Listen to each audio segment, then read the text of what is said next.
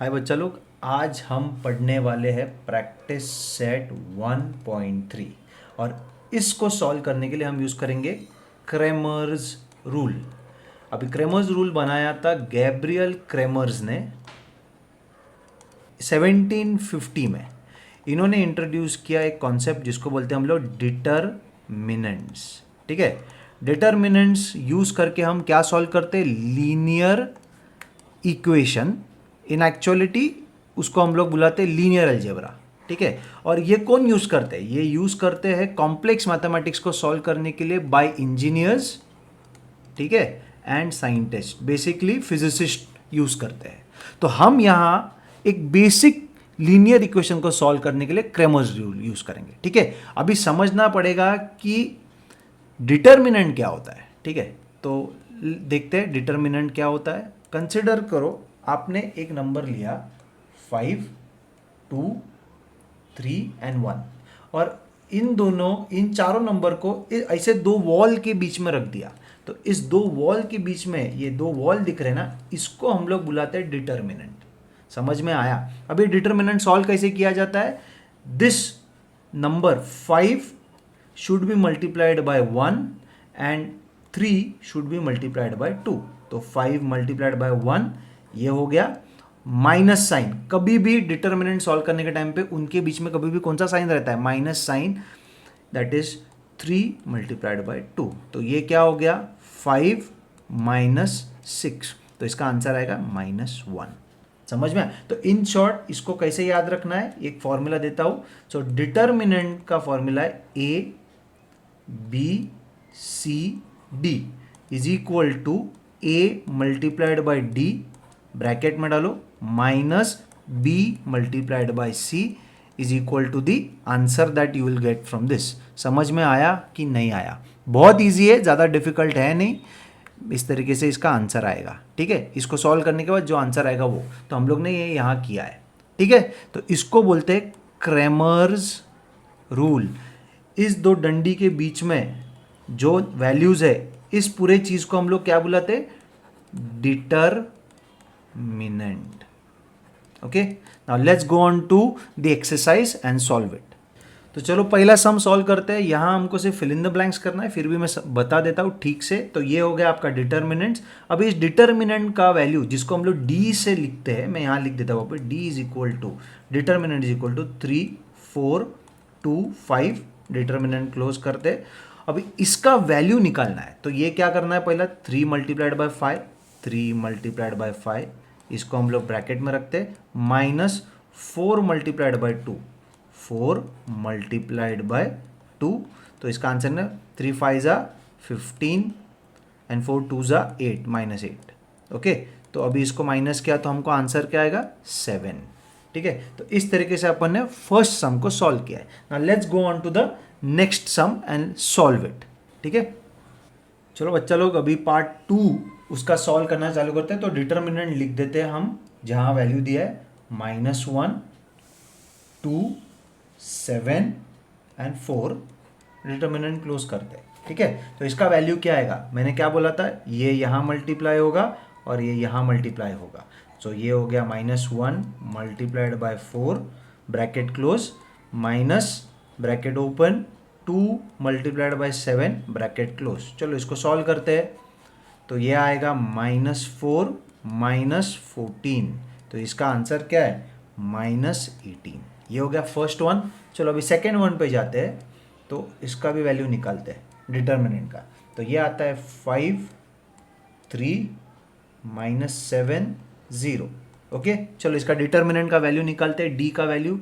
तो ये हो गया 5 multiplied by 0, bracket close, minus bracket open, -7 into 3। देखो एक चीज़ ध्यान में रखना है, इस डिटर्मिनेंट का जो साइन है वो कैरी करना है। बहुत बच्चे क्या कर लेते हैं, ये माइनस साइन नहीं लिखेंगे और फिर जब तुम आंसर सॉल्व करोगे तो तुमको आंसर रॉन्ग आएगा। ठीक है, तो ये ठीक से ध्यान में रखना है। तो इसका आंसर क्या है? 0। अब ये माइनस है, ये ब्रैकेट ओपन, सो 7 3 जा 21, बट माइनस साइन है तो उसको वैसे ही रखो। तो ये क्या हो जाएगा? 0 plus 21। So answer is what? 21। Okay, let's solve the third सम।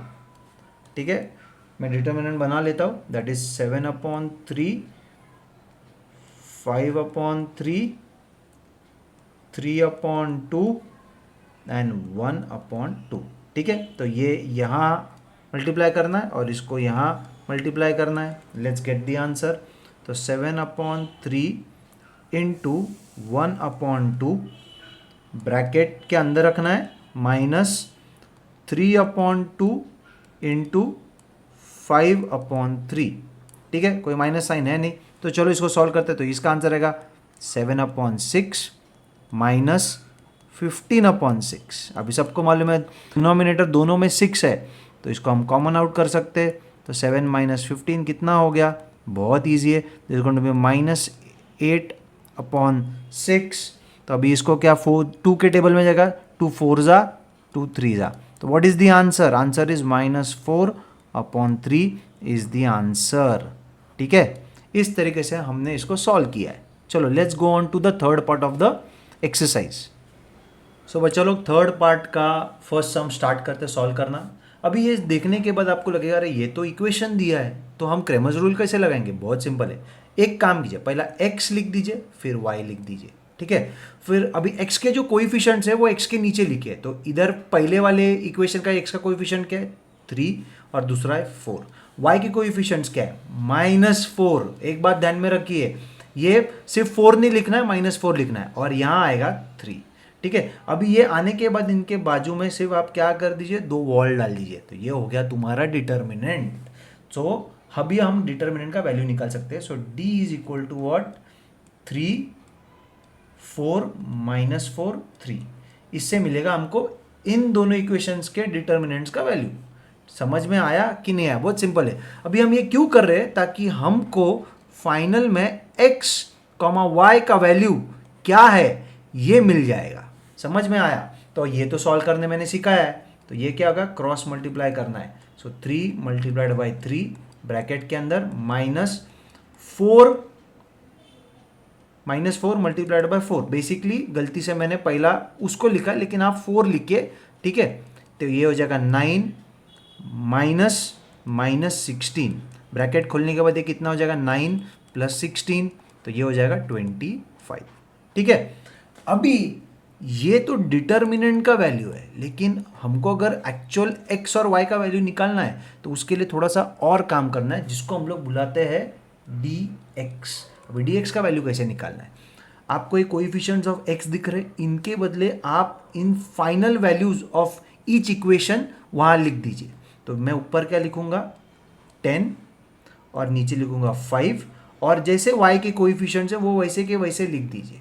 ठीक है, और जैसा हम डिटर्मिनेंट सॉल्व करते हैं वैसे ही सॉल्व करना है। तो ये आएगा क्या 10 multiplied by 3 -4 multiplied by 5।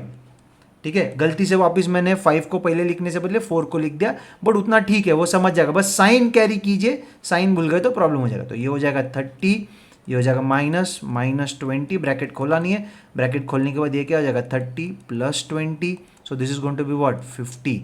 So dx का वैल्यू कितना है 50। वैसे ही हमको निकालना पड़ेगा dy का वैल्यू।